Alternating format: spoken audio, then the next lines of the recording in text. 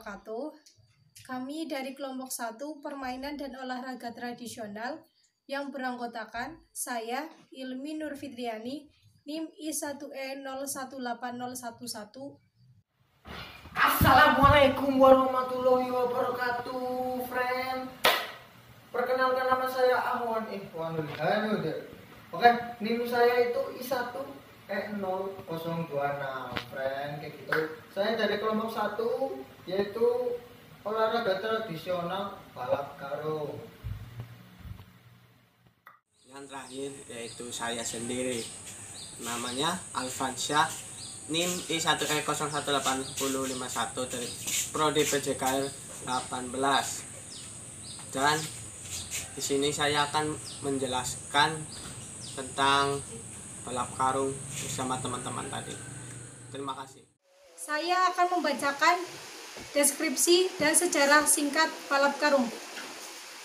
Permainan balap karung adalah salah satu lomba yang selalu diadakan hampir di setiap daerah ketika memperingati Hari Kemerdekaan Indonesia yang jatuh pada tanggal 17 Agustus setiap tahunnya. Namun konon, adanya permainan balap karung ini tidak sejak Indonesia merdeka, melainkan sudah ada sejak zaman penjajahan Belanda.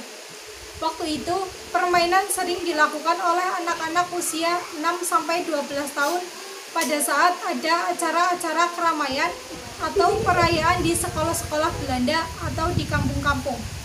Saat ini, permainan balap karung tidak hanya dilakukan oleh anak-anak, namun juga dilakukan oleh orang dewasa. Sejarah lomba balap karung di Indonesia bermula saat Belanda menginjakan kaki di Nusantara. Para misionaris Belanda yang ada di Indonesia ini mengadakan lomba balap karung ini untuk instansi-instansi bentukan Belanda. Peserta lomba balap karung ini pun tak hanya dari warga Belanda, melainkan dari warga Indonesia. Selanjutnya, sarana dan prasarana. Sarana. Yang pertama, karung. Karung sebagai alat utama dalam permainan ini. Kelompok kami menggunakan karung goni atau karung beras yang berbahan tebal. Yang kedua, kapur, digunakan untuk membuat garis lapangan.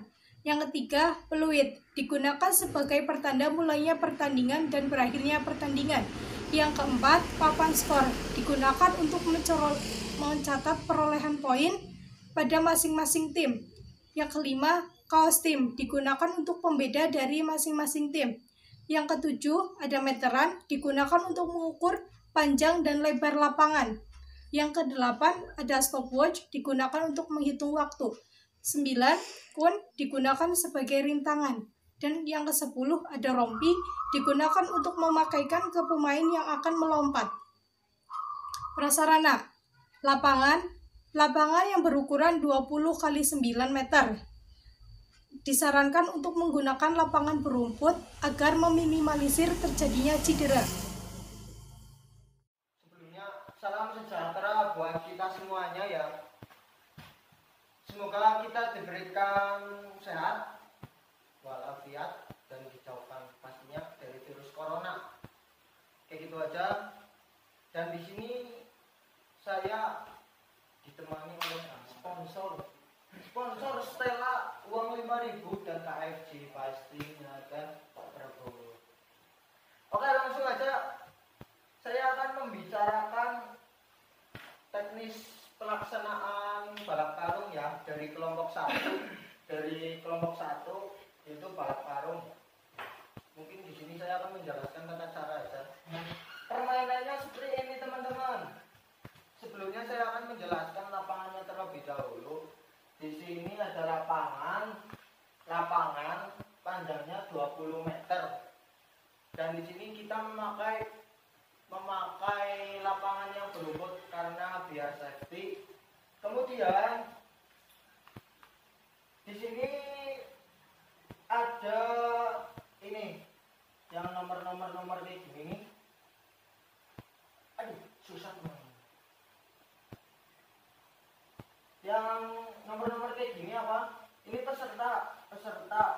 Jadi permainan balap karung ini saya memodifikasi menggunakan 8 pelompat, yaitu di sebelah kanan ada 4 peserta dan 4, jadi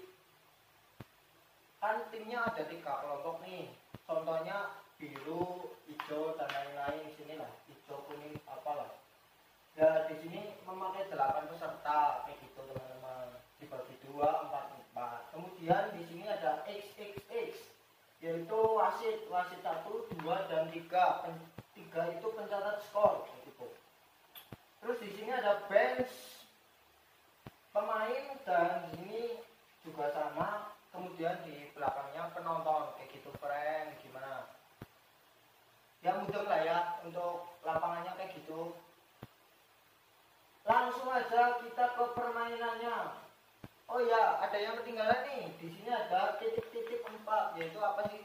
Kita menggunakan, kelompok kita menggunakan modifikasi, yaitu di tengahnya ada pun 4. Jadi nanti peserta bukan hanya melompat lurus saja, tetapi akan mengikuti rintangan di sini. Tengah-tengah ada pun ya, harus melewati rintangan di sini. Dan panitia akan menyediakan rompi di sini cuman satu, yaitu untuk apa? Untuk jadi balap karung ini kita modifikasi. Yang pertama menggunakan rompi. Untuk apa rompi? Untuk dipakai. Kemudian ada balap karung pastinya, dan pun. Itu aja sih. Perbedaannya kalau balap karung kan cuma lurus ya, cuma nanti balik. Tapi ini dari peserta tim sini kan dibagi 4. Pelompat sini ke sini pakai rompi, terus yang di sini pun sama sebaliknya. Kayak gitu sih sampai pemain akhir. Kayak gitu. Terus kayak gini, permainannya kayak gini teman-teman. Jadi pada saat wasit meniup peluit, contoh memulai pertandingan, prit, apa yang dilakukan yaitu menggunakan rompi. Jadi masing-masing satu akan diberikan rompi di bawah. Prit, set. Tata caranya apa? Memakai rompi dulu, lalu kemudian memakai karung. Nah, terus karung, terus lompat nih, lompat. Di sini ada rintangan, yaitu di sini harus zigzag. Kemudian pada saat sampai di sini, peserta tim itu gantian.